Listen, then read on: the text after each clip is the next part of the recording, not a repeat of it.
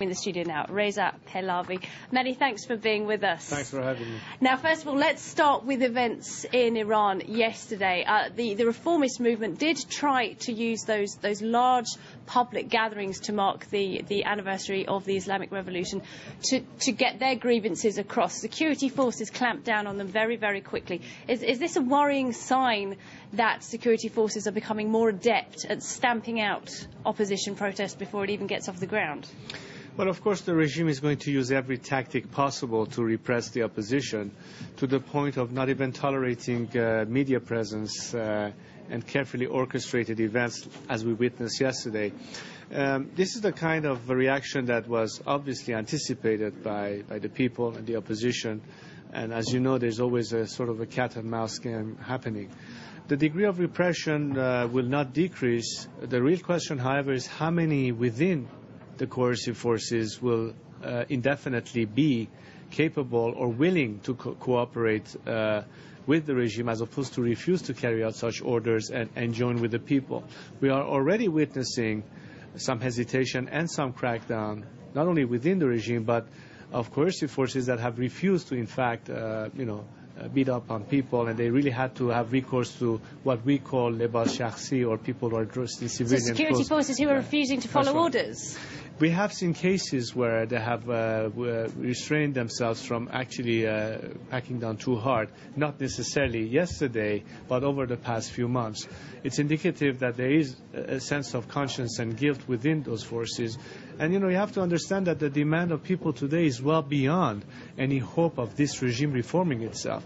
The movement is gradually turning towards a much more fundamental expectation, which is finding a solution beyond this regime within a sort of secular democratic alternative. So you want to do away with the theocracy altogether, rather than reform, as the movement of Mousavi says he wants to reform the government, yes, willing to engage with the government. There are some who still may believe that there's still a possibility to reform, but I think the majority of the people have given up on that thought.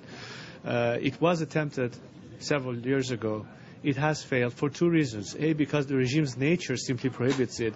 Two, because the vehicles that could bring any kind of legislation that could modify the law simply does not exist or is not allowed by the regime. So how could you possibly reform it? But under the last president, President Khatami, he was a moderate president. Did life not get better for ordinary people under Iran? Is that not an alternative to a complete overthrow of the regime? As we saw when your father was overthrown, thousands of people died in that revolution. Is there a risk that overthrowing the regime would prove to be a repeat of that? First of all, the numbers were much less that you indicated in terms of the transition that was rather smooth, only because the coercive forces in fact remained neutral that facilitated the transition. Such a scenario could be anticipated in the next change, because part of what I sort of call for in the process of change, which is based on nonviolent civil disobedience, has to take into consideration the crucial role that coercive forces can play in that transition. The bottom line is they need to find survival beyond this regime, and the fact that society will accept them back into their fold. That can easily be placed in terms of giving them those assurances and guarantees, because we're not only talking about change of regime, we're talking about a transition a la South Africa, where you also deal with a general amnesty and national reconciliation. I think we could be talking about regime change a la Iraq, which has not been quite so successful. Because it was done by foreign forces, whereas in Iran it has the hand of the people themselves internally. That's the big difference. Okay, let's talk about the power of the international community then, foreign forces. President Ahmadinejad has become increasingly isolated in the international community. The West is calling for tougher and harder sanctions against his regime. You don't believe that's the right way to go, though? Well, my trend of thought is basically to invite the international community to understand that so long as you're going to deal with the system within the boundaries of a status quo, even sanctions in and of themselves will not prove to be sufficient in the long run. And also the fact that sanctions in and of itself will have a tendency to also affect the society and population itself, and not just the regime. I believe that the world should, the same way they've decided to put an end to apartheid in South Africa, say enough is enough. This regime can no longer be acceptable, tolerable. In fact, there was a letter published, I believe it was printed in the New York Times initially, by 40 Nobel laureates calling on world leaders to put an end to this. And I think the international opinion is in that direction. Governments need to adjust to this reality. There has to be an active support for the Iranian people who deserve to have the solidarity with the outside world to achieve their end, to ask for free elections to determine their own future. I think that's a direction where you will find that then sanctions may be meaningful, because at the end of the day, we have a fundamental change as opposed to just punitive measures to isolate the regime even more. Okay, now I'd like to ask you, two members of an outlawed monarchist group were executed last month. They were actually arrested before the election in Iran, before Mahmoud Ahmadinejad was re-elected. Why do you think the regime has gone after members of this somewhat marginal monarchist group rather than going after the hardline reformists?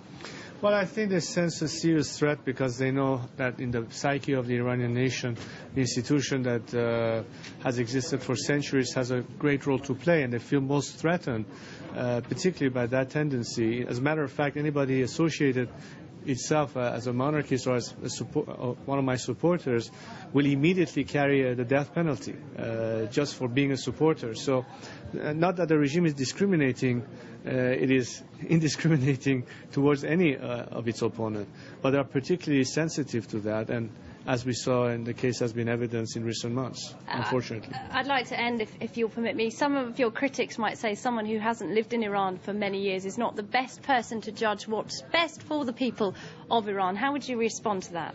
Well, I think that the principles that I'm advocating are principles that have been universally pursued by so many societies and nations when it comes to human rights, when it comes to self-determination, when it comes to equality under the law, when it comes to putting an end to any kind of discrimination.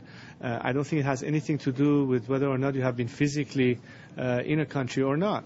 I have been in touch with my fellow compatriots even though I was geographically separated, because for 30 years Iran has been my life, day and night. So I think I've been quite connected. I'm certainly quite aware of what's happening. I certainly have been solicited by many inside and outside. And the only role that I intend to play, and I have said this, is to help this movement get to a point that we can finally conduct free elections and have a referendum on the question of whether we want this regime or not, and if not, then opt for what I think is the solution for the country, a parliamentary democracy based on the principle of secularism, meaning the clear separation between religion and government, which is to me a fundamental prerequisite to democratic order. Okay, Reza Pahlavi, I'll have to stop you there, but many thanks indeed for joining us.